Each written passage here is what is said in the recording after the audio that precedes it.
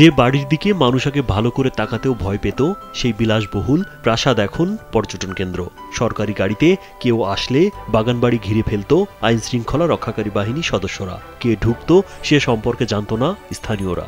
এখন এখানে আসি অনেক ভালো লাগে। আগে এখানে খেলতে পারতাম না, আগে অনেক দেখার চেষ্টা করতাম, এখন দেখতে পারি অনেক ভালো লাগে। না, সবাই এনে খেলাধুলা করে আনন্দ পায়।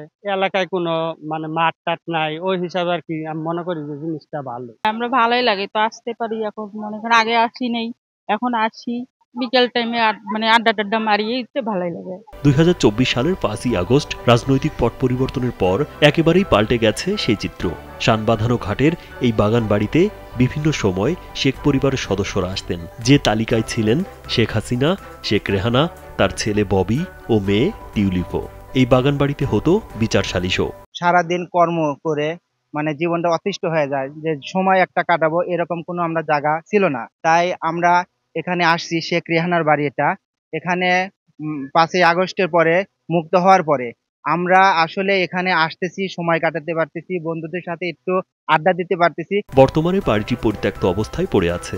সময়ের সঙ্গে বিলাসবহুল বাড়িটি রক্ষণাবেক্ষণের অভাবে শোভা হারিয়ে ফেলেছে। কিন্তু সাম্প্রতিক সময়ে পরিত্যক্ত এই বাড়িটি পর্যটন কেন্দ্র হিসেবে পরিচিতি পেয়েছে। আবার মাদকসেবীদের আস্তানায় পরিণত হয়েছে পুরো বাড়ি।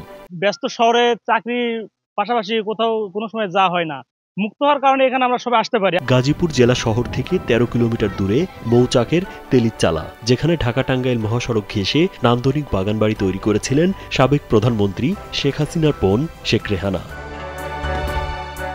রাজীব বিশ্বাস, কালবেলা।